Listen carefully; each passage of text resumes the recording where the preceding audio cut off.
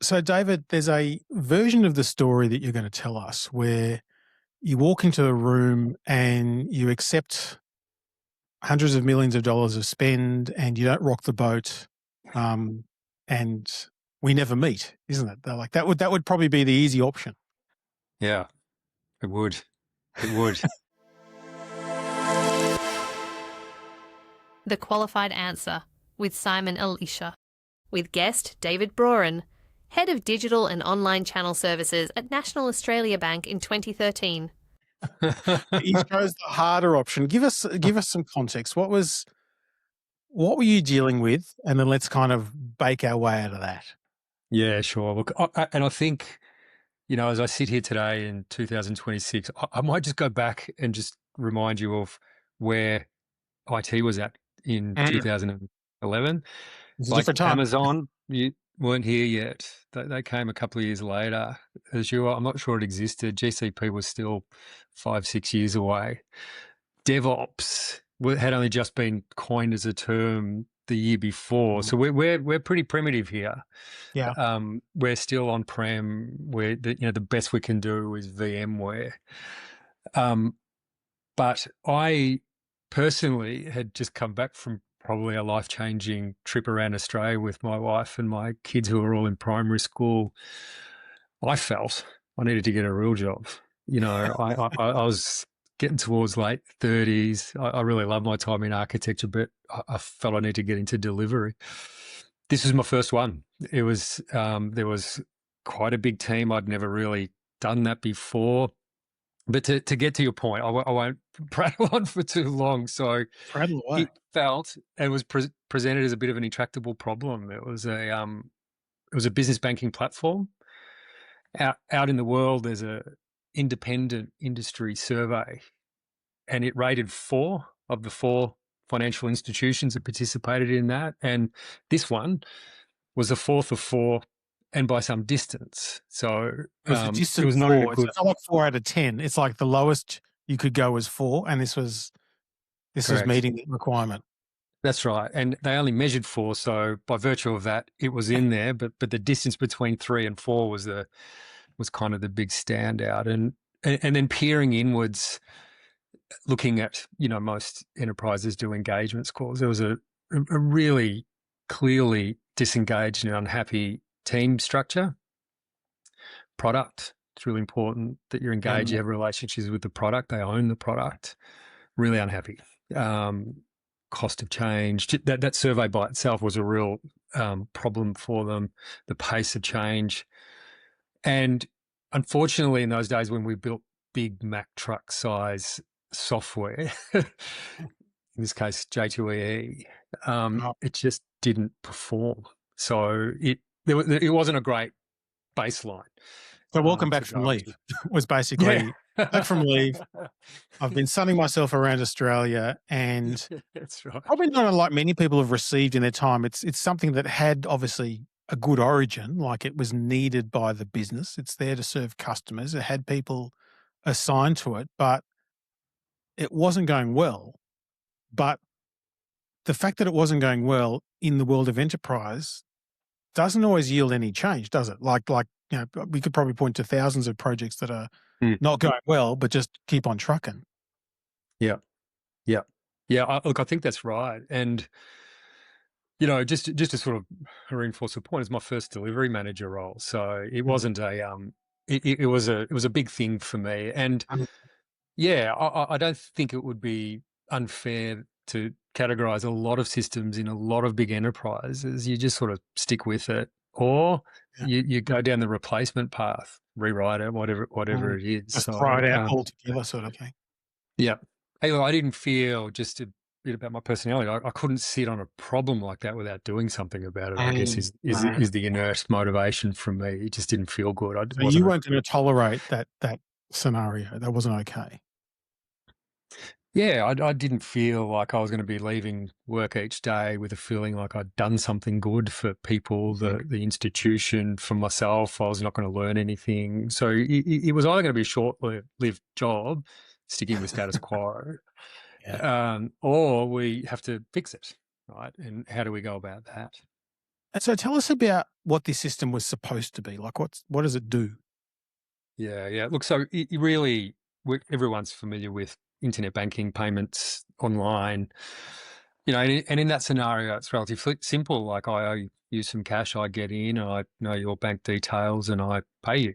I think in the business segment or the enterprise segment, it is that, but on steroids. Like now we're running payroll where we're doing large, complex. We might have teams to do that. In enterprise customers, we've got payroll clerks, we've got accountants, we've got CFOs, there's multi-authorization. So it's that simple thing that we do in the retail space is extraordinarily complex to support, the potential every customer that you want to have on this platform.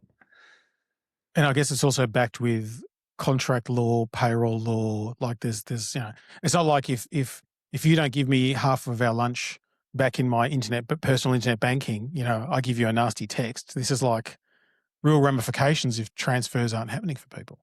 Absolutely. I mean, just payroll, Centrelink payments, these are real things that impact real people's lives every day. So, it's a material piece of work and certainly in the big four banks in Australia, that's quite sovereign actually. So yeah, that's a high volume, especially back then, pre some of the up and coming, financial institutions that are threatening now. But back then, we're really just talking the big four, right? So let's talk about the call that you made, because if I stand back as an uninformed observer, the typical obvious choice here as well, we throw it out all together and start again, kind of the start over second system effect, or well, it is what it is, sunk cost. We've come too far now, and you've gone the third way. Help us through that thought process. I really want to get in your head as to what you were wrestling with at that point, because you've said like, I can't go home from work feeling bad about this. So, but you've steered away from these choices. Help us decode that. Yeah. Okay.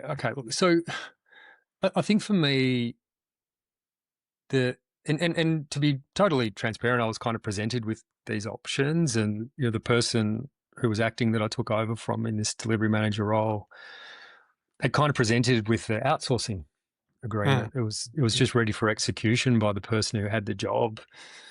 The leadership at the time had high motivation to get a team of really awesome developers and just rewrite the thing.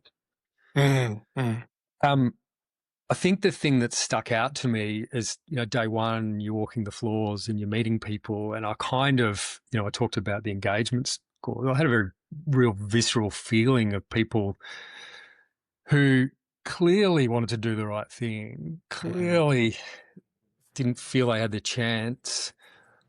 So I felt, well, I'm just not sure the right thing is to either outsource their jobs or the other way is really outsourcing to a bunch of great engineers as well. Oh, I thought, well, what about these people? They've been gunning along. They weren't part of the original build. They've been here.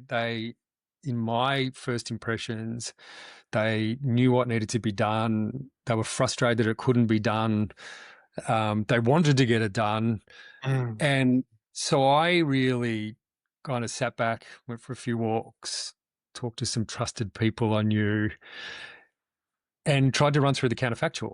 So, and for me, I know you know me, Simon, but for people at the time, I'm a little bit metric fetish. I'm a bit model driven. So I thought, okay, well, what did this thing cost? What was the total spend to date? And I won't give you the actual numbers because it'd be inappropriate, but let's say it's around about $300 million. Right? And in large enterprises, big programs like this, that's not an uncommon unheard number. of. It's a big number, but not uncommon. Yeah. So, so I thought, okay, well, what percentage of that would we waste? And so I just ran a little test internally, and it was a heuristic. There's not a lot of maths to this, but I said to people who've been around for a while, product, leadership in tech, I said, how much do you actually think of this was a waste? And it went something like, I said, 25%. No, way more than that. Right, 50. That's 50%. Was half of it total waste? No, more than that. So I said, okay, well, is it 100%? Like, was the total thing a waste? It's like a No. write-off sort of thing. Yeah. Yeah. Well, yeah, and it's an interesting next step if you go down that path of the book value, right? So it wasn't 100%, wasn't 50%. So I said, well, is 75%, like, is about 3/4 of it waste? Does that sit right with people? And that kind of sounded about right. But if you take the counterfactual of that, that means that 25% is not waste. And if you times 25% by, in this example, 300 million, that's $75 million worth of value. That is a huge, huge amount of value that I did not think a group of awesome developers could just flip out. And further to that, they would need to first get to that hurdle of $75 million before we could even start moving from there. Now remember, so $75 million worth of value to get to fourth of four before we even got Yeah, to so get started on. so you've thrown away seven. So it's really almost a 150 mil turnaround type thing. If you think about throwing away the 75 mil of value, then spending 75 to get to where you were, and like you say, and now we begin. Exactly. So I know that might sound like a little bit perverse logic. I'm not sure, but that's kind of how I thought about it at the time, and I just could not shake that thought. And as I got to know some key people on the floor that cared, and started to engage them, I couldn't shake that it didn't feel right, nor was it right actually to go down either of those, outsourcing paths. So we didn't. I actually took the position to say, actually, no, we're going to repair. Let's just go back to the basic engineering disciplines. Where do we start? What can we do better? How do we improve? How do we measure month on month? What are we going to do that's going to improve ourselves to the better?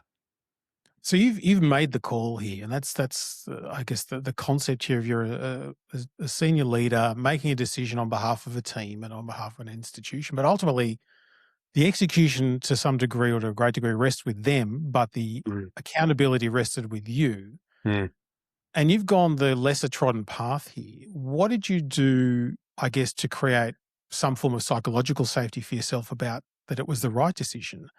And then also, how did you get others on the journey with you, be they the people in the team or the other interested parties within the organisation? Yeah. Hey, look, first clarification, I was not that senior. It was deeply frightening, actually. I mean, you raise a really good point, and I've never actually been asked this before, but I actually, of that group, and there was pretty much only 3 or 4 of them. I'll give first names if you like, Yes, but they know who no. they are. So, Pike, Jocelyn, David, Michael, right? And each of those people had shown the willingness to try. And I, as their people leader at the time, new to people leadership again, I said, I'm going to form a non-negotiable agreement with you. And I said, what I seek from you is to try. Now, if you try and it fails, I'm going to wear it every day of the week. If you try and it wins, you're going to get it plus some. And all I ask of you is to bring your best intent and just try, please. So that was it. A more complex question is my own career safety, and I I sort of reflected back. I was young kids, mortgages, that weighs heavily for most of us, but I just had to think, well, I can't sit in the status quo. Like I'm just going to become totally unhappy, and I don't think any job's worth that to me. I'm not going to be totally unrisk managed. I'm going to do this incrementally. I'm going to find mitigants wherever I go, but I am going to wear that residual risk that this just could go pear-shaped on me and I might just be out of a job. And you know what? I'm going to have to find another one. 2011 wasn't too hard to find jobs, I guess. So I just took a position. But did you find you had support in that position from other decision makers around the traps, or was it seen as normally the play would be just outsource, essentially try and outsource the risk, etc., rather than try and do this slightly different approach that was a little unusual, as you mentioned, particularly in those days, it wasn't the done thing. Wasn't the style at the Mm. time. No, it wasn't. And to be fair to large enterprises, I think it's hard to go against the current, right? And the current in a lot of enterprises at that time was to outsource. I don't know Yes. whether you remember those times, right? So, Those were so it this was the default. this was against the kind of the stated direction, scorecards, and all that sort of thing. And so I don't begrudge the feeling that people said, "Well, hey, you're kind of on your own if you're going to do this." Um, so yeah, that was the feeling. And again, I want to be totally. I don't begrudge people because that's the system they're working in, right? So Yeah. that's the Everyone works direction within they're their given. constraints. Correct. And so it's interesting you talked about the team. And I think one thing we keep going back to is that technology is made of people. And in this AI excitement, psychosis, some even call it, where people are going, oh, developers won't be needed and all this sort of stuff. I think it's actually quite the reverse. And it's interesting you had the same team that was maintaining a system that was 4 out of 4. Yet it didn't stay 4 out of 4. So what that attention you gave to the people, because I'm sure they were coming to work trying to do the right thing in the first place, but like, were you breaking out barriers? Were you changing ways of working? Like, what did you do to allow them to express that optimism and that enthusiasm in a way that actually landed? Yeah. Look, I think that's where, like, I call signals and symbols are really important. And, ways of working, again, Agile was pretty new back then, certainly to the large enterprises. And we had a really convenient fulcrum between, up until that point, waterfall, and from that point, Agile. So that was highly engaging, I suppose, because that's how people wanted to work. It's just a better, in my view, way to work. Yeah. I think that's been proven now over the last 15 years. The other was just some hygiene factors. Desktops. This system took 40 minutes to compile back in the day. And so just loading up with some really high spec PCs, which put it from 40 minutes to 4 minutes, it's just, it's just not working with your hands tied behind your back. And so, and then, to be honest, that were the first two things, and probably something I think I've grown a little wiser over time. I may not do again, but I symbolically tore up the outsourcing contract just to show, hey, I'm here for you. To be fair, I was a little younger and it was a little more demonstrative, diplomatic back then. But look, I guess, often we talk about the fact that unless leadership takes a position and creates that light on the hill of that vision and lives it, you kind of got no right to ask people to follow you if you're not willing to go out there. At least you went out there and said, hey, this is, I'm burning the boats. We're doing this. Yeah. But also you backed it with action, which is, and here's your extra super duper workstation that makes your life easier and better. And it's interesting how people will nickel and dime on that all the time. Like, I've noticed this with, can I get a bigger monitor, or I need more RAM on my machine? And I think when you're looking at it from a bean counter perspective, getting the latest spec Apple Mac or whatever, super expensive, like not cheap at all. I could get you this Lenovo for half the price with half the RAM and just get on with it. But it's more than just the fact that the compile time went from 40 minutes to 4 minutes, isn't it? There's more to it than that. Yeah, it was actually. It was a sign that I was willing to dip into budget to support the team, right? And you're right, like moving it from hygiene, a stone in the shoe, so to speak, every time you walk, to, oh, hang on, like he's not just saying it, he's matching it with some actions was important. In today's speak, it'd be like capping the budget on tokens. Yeah. It feels like a false economy to do that, to me. Now, unfettered use for non-productive purposes, no problems, but to cap the very thing seems a bit counterintuitive to me in today's speak, right? Well, I think it also speaks to the fact that there's a couple of things you've really highlighted throughout this discussion, which is firstly the Pareto principle, where you said that there was 25% of value was there, like it was there. So that ratio just appears all now. The 80-20 just pops up in all different ways. But also the fact that this unrelenting focus on inefficiencies and inconveniences, no matter how small they are, can yield these second order effects that you don't, because I'm sure if I had to guess, I'd say that people visiting that team would notice those desktops or how fast things are, and they go, "Ooh, I want to be on that team. Yeah, I want to be yeah, in yeah, that." yeah, yeah, yeah. And yeah, look, I think that's part of. And to be honest, I was learning as I went back then, but I felt and learned pretty quickly that that's what I felt my job was, actually, to Mm. take on that risk of mistakes. I always felt like the risk of a mistake was pretty low when there's committed people trying to do the right thing. The Yeah. risk of mistake's pretty high if it's uncontrolled, wily, ill-motivated people, right? Yeah. But the risk of a mistake when you've got that caliber it's super low. So just let them have a try.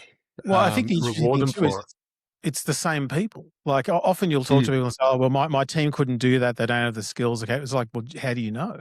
How do Mm. you really, really know that they can't do it? And Yeah. I think in a lot of cases they can. They're just hamstrung. It's like, okay, I want you to, do this with one arm behind your back. It's like, well, can I have two arms and a tool of some sort, please? Yeah, exactly. And look, to be honest, then once we got that going, I want to come back to the commercial side of this, the Mm. product management, and I do feel still today that often it's important to index on the technology, but I don't think it's good to over-index on the technology.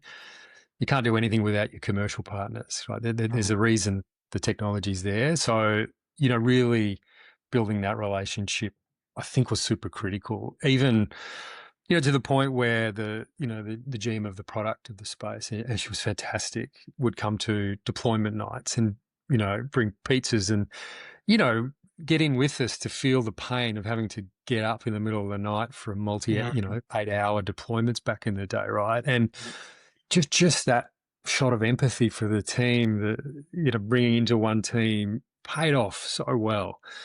I was always really proud of I plotted with my team. I said, this person had done such a favour. What's the gift we can give back now? What are we going to do? Mm. And what we plotted in a positive way was we were going to do that delivery that she never saw coming. And I'd done a little bit of hunting, and she'd come from a different bank, and she'd been advocating to get a mobile version of the business banking Yeah. platform for some time. And so the gift we gave her is we beat that bank to it. Ah. So I think, we're all humans, right? So how do you help Yeah. each other? I think Yeah. that's what it comes down to. So, yeah. And that trust and that engagement and that feedback, that very human feedback of saying, "Hey, yeah, you busted your guts and great result, like you did well." And not only that, but everyone likes everyone else to succeed. I think Mm. what's that saying? If it's amazing what gets done when no one cares who gets the credit.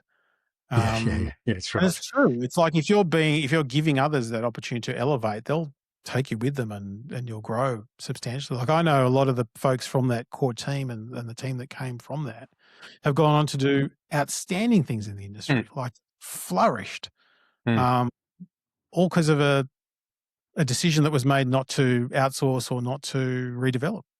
Pretty simple. I don't think it was all that to be, I wouldn't claim that for myself, but I do take a lot of pride in watching some of those people, their careers and where they've gone Mm. and what they've done.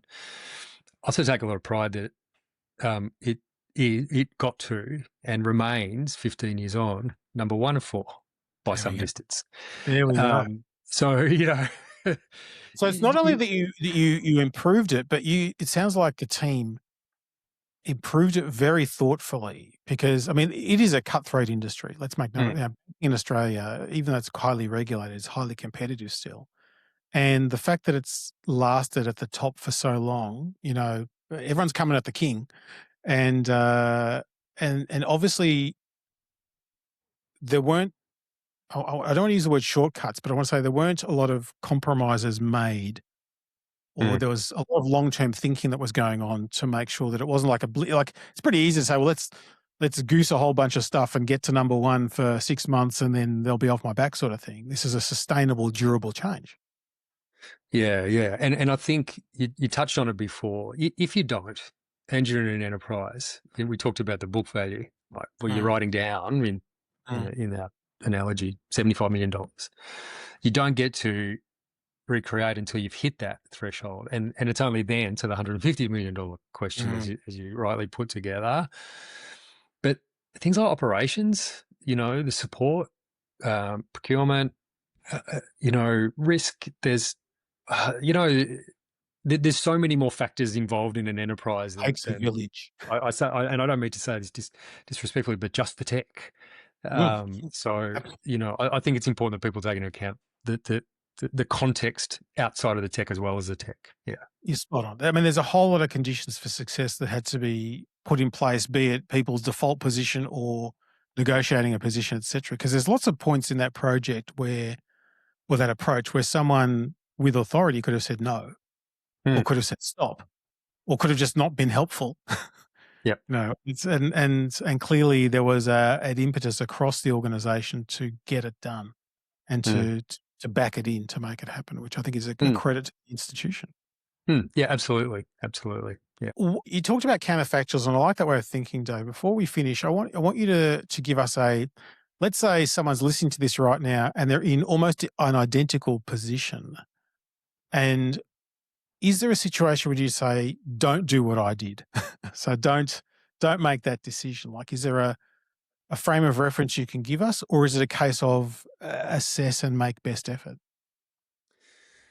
The one thing I haven't talked about that I had in my back sleeve, and this comes to the mitigation of the risk. Let's talk about it in risk terms. So on the surface, it seemed like a big risk.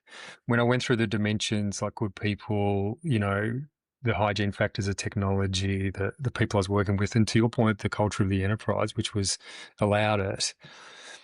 These are all mitigants to the risk. The one thing I did have too was the right partner, and I mean that in the truest sense of a partner, a risk-reward relationship. Someone in my corner who would tell me, dude, you're about to make the biggest mistake. Or, no, that's okay. So I didn't make an ill-informed risk. And so probably the long answer to your question is I think every decision is a risk decision. To make it an informed one. And I find counterfactuals a really strong, mental model of being able to challenge what you presented as the way to go or the easy path. Someone once told me, whenever someone says, hey, surely, back up a little bit. The word surely means that's probably not the right answer. I think you're right. It's right up there with how hard can it be? That's right. That's right. Yeah. Surely we can do this on a WordPress site or, whatever. Yeah. Don't call me Shirley. Yeah, exactly. I couldn't let that go. That had to be said.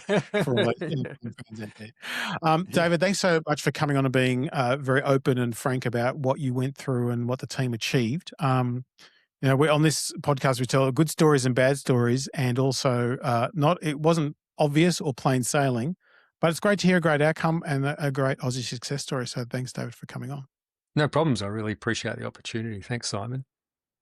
And thanks everyone for listening. Let your friends know the podcast is out there. The Qualified Answer is its name. Yes with an if, no with a but, as I like to say. There is, of course, a link in the show notes so you can give direct feedback as well, because we do love to get your feedback. And until next time, keep on building. The Qualified Answer with Simon Elisha.